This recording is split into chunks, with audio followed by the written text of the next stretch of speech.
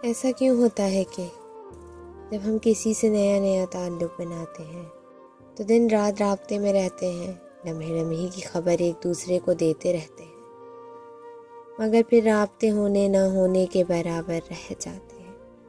फिर बात करने का भी मूड नहीं होता और फिर एक वक्त ऐसा भी आता है कि ताल्लुक़ ही ख़त्म हो जाता है।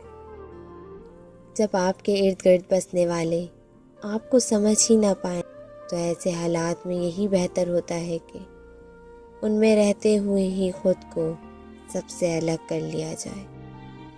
अपने आंसू खुद पोंछने से, खुद को खुद से ही तसल्ली देने से दिल बड़ा मजबूत होने लगता है।